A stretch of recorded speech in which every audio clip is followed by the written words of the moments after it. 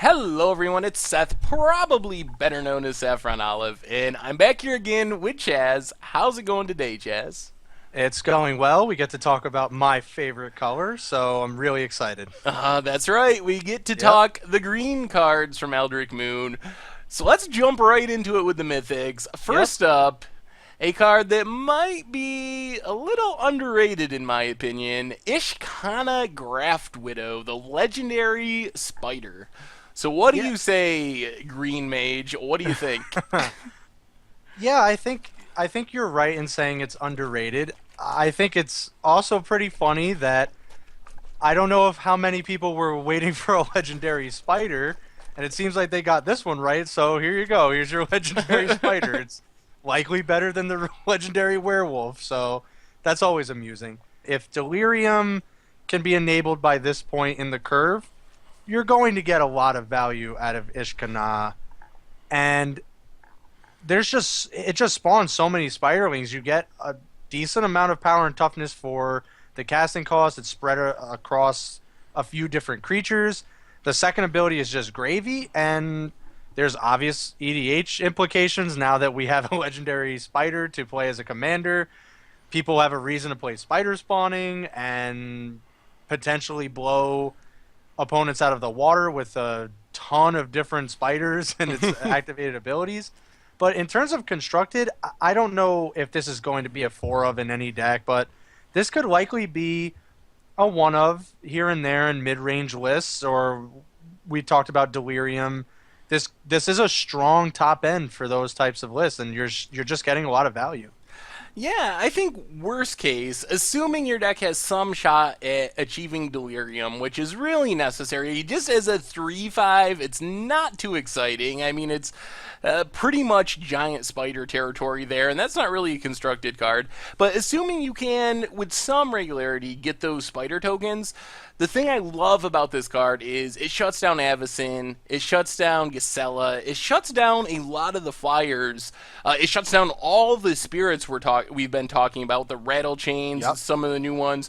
So there's a lot of relevant things that this card stops that a typical green black delirium deck might have difficulty stopping. So I really like this card, at least for its sideboard potential, that you bring it in just to Stonewall Avacyn, Stonewall Giselas, and some of those other cards. So I think that this card has a decent chance of showing up in Standard just because of that. It lines up really well with some of the powerful flying threats in the format. Yeah, absolutely. Like I said, you can play it as a miser one of in a list, and it's a pretty good top end creature at that point, especially with Delirium. Yeah, without Delirium, this isn't really all that exciting. But with Delirium, yeah, you could bring it out of the sideboard to deal with the large flyers of the format. It does block and kill Gisela on its own, and with a little bit of the help of the extra spider spawnlings that you make, it can block and kill Avacyn, which is yeah, it's a big deal when this color. It does have a couple different ways to deal with flying, but I don't think I think this is probably the most efficient way to do that. So we think this one's a bit underrated, maybe by some people. Well, the next card, there is no way it is underrated. Yeah. This is probably the most hype card in the entire set, Eldritch Evolution. So is it as broken as people seem to think, Chaz?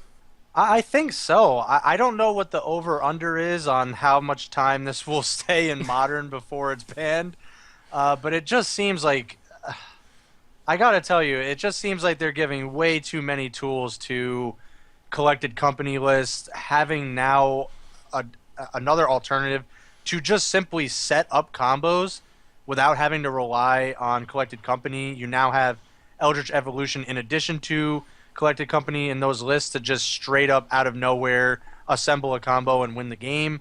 There's obviously other interesting shenanigans like you brought up Allosaurus Rider, so there's a ton of different things you can do with this, and it just definitely seems like one of those cards that have been overpowered in the past with cards like Natural Order. It's akin to that, and I just don't know if it's going to stick around long in a format like Modern where you could potentially do so many different things with this. Yeah, so I've talked and written about this card a lot, so I'm not going to go super in depth, but basically what it boils down to is over the course of Magic's history, there's two things that we've learned are incredibly dangerous and broken. One of those things are tutors, which we've seen watered down. Now, about the best tutor we get is probably Diabolic Tutor at 4 mana, and we don't even regularly get that. Usually tutors start at 5 mana.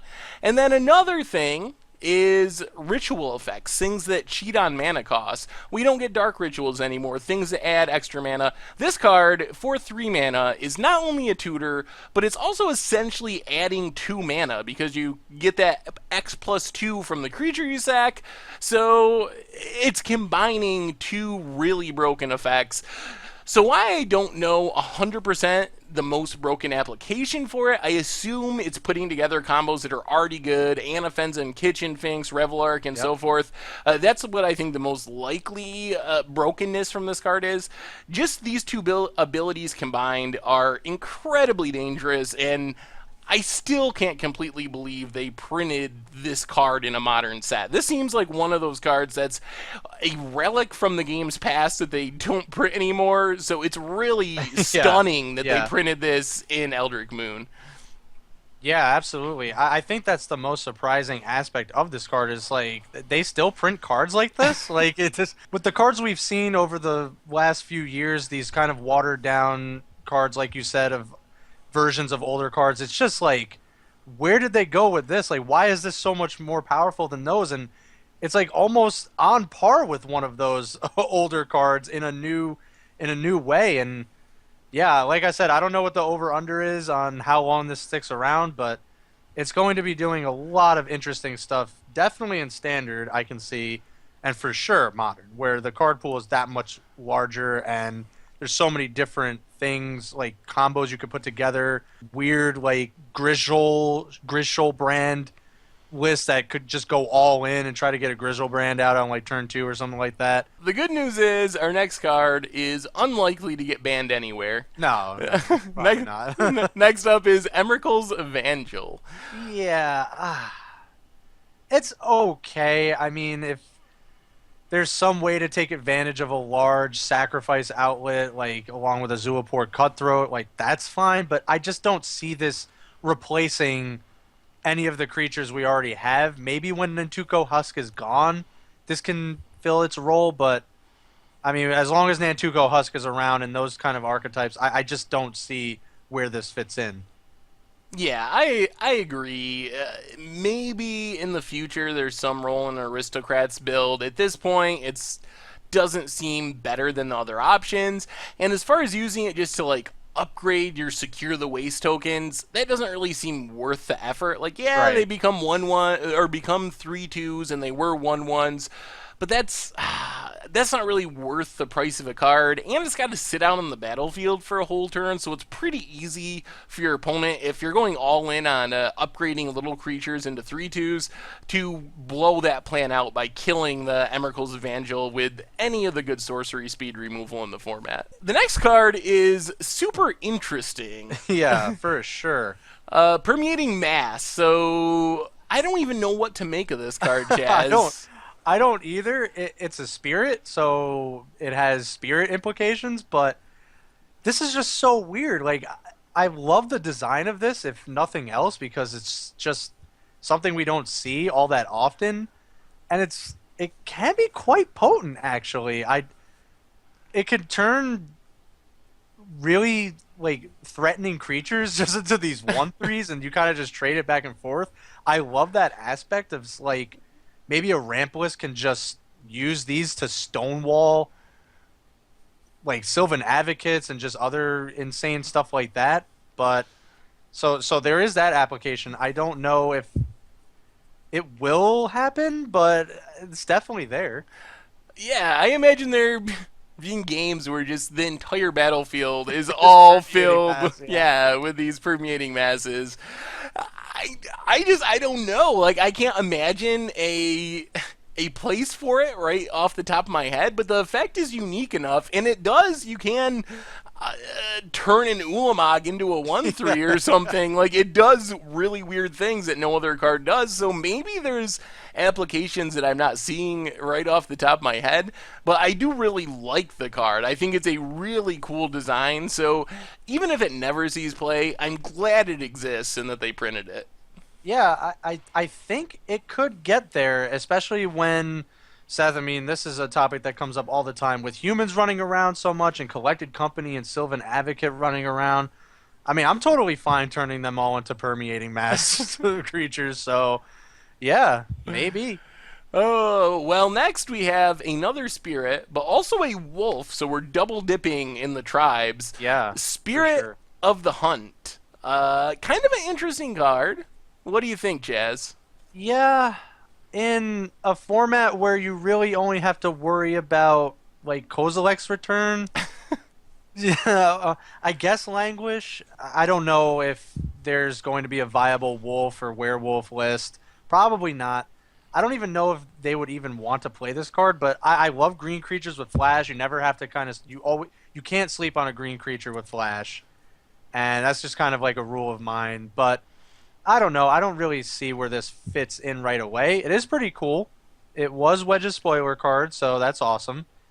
But yeah, I'm just not seeing a immediate home for this card.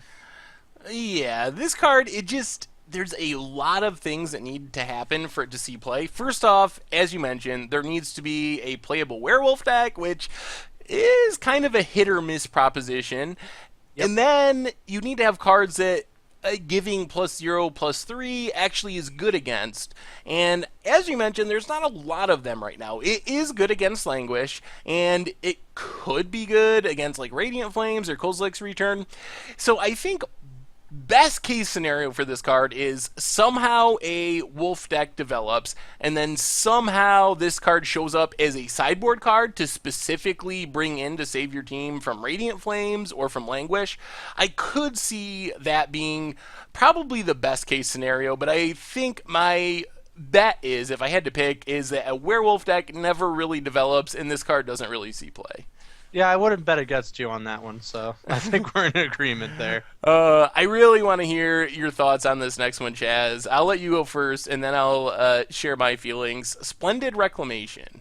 Yeah, this is a pretty powerful card, especially in all formats. Obviously, Titania, EDH lists, this is great for them.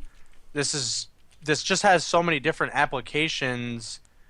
Even in cards with decks built around engines like Gitrog Monster, that obviously is a great boon to those types of lists. So I think this is a very potent card, and not just, maybe not in Standard, but in a lot of other applications where you get access to a wider variety of different types of lands. So I don't know if it's definitely breakable on Standard, but outside of Standard, there could be some great applications for this card.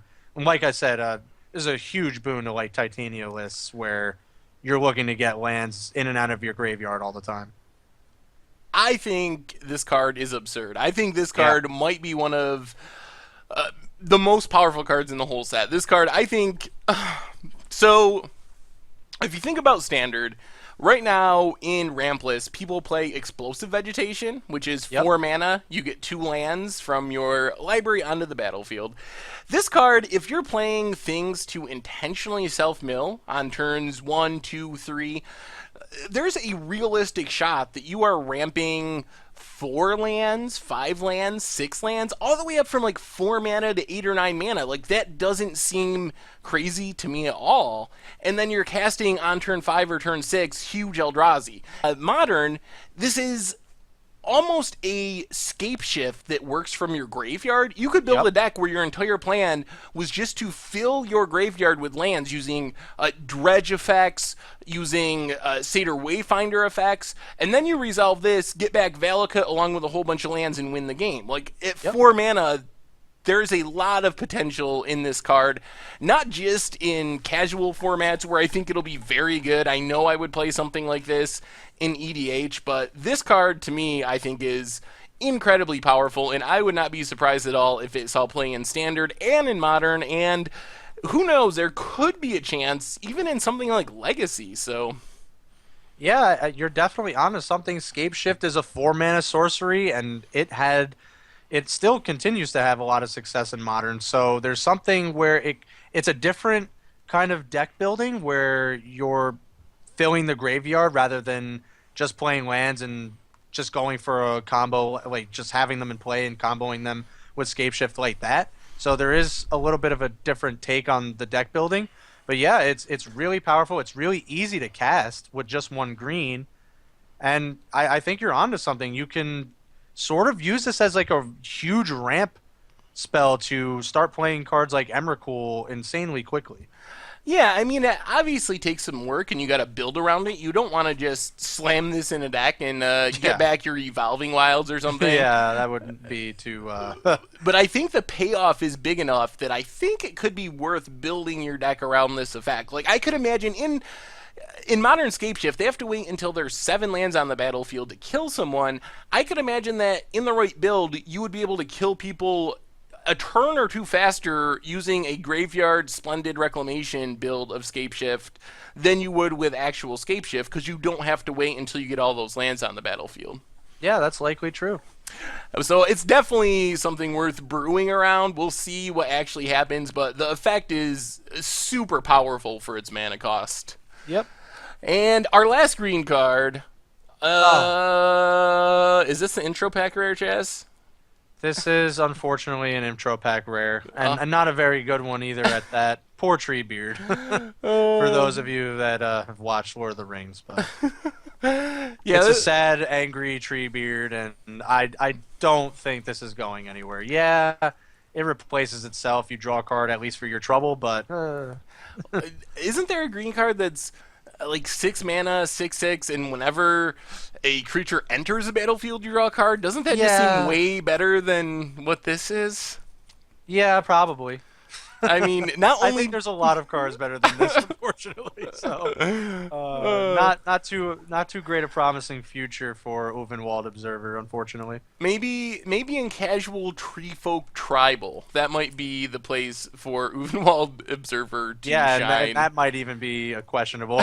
So, yeah, maybe it's a good thing that we're saying goodbye to intro pack rares. So. Oh, yeah, I think Uh, it definitely is. All right, so that's the green cards, Chaz. We made it through your favorite color. So, what is your Did it. favorite card of your favorite color? I think it's very obvious. Eldritch Evolution, all the way. It's insane. Probably will get banned. I won't be surprised, but still have to choose it. So after week 1 of spoilers, I would have also said Eldritch Evolution, but I really think that Splendid Reclamation is really Yeah. busted and has a lot of potential. So I'm going to go with that one, not just because I'm pretty sure I already know where Eldritch Evolution is going to be busted, and there's a good chance that it ends up getting banned, but I think that there's some endless possibilities around what you can do with Splendid Reclamation in Standard and in Modern, so I'm super excited to brew around that one. Yeah, it's a really good choice, and like you said, I mean, if Eldritch Evolution gets banned, this is probably the next best runner-up. So, I think we covered that. All right. Well, that has been our Eldritch Moon green card review. Make sure to swing back by tomorrow when Chaz and I will be breaking down all the blue cards from the set. So, Chaz, thanks for hanging out. I really appreciate it, and I will see you tomorrow for blue cards. Sounds good. Thanks for having me, and thanks everyone for joining us. Green was awesome, and green's really good in this set, so go enjoy it.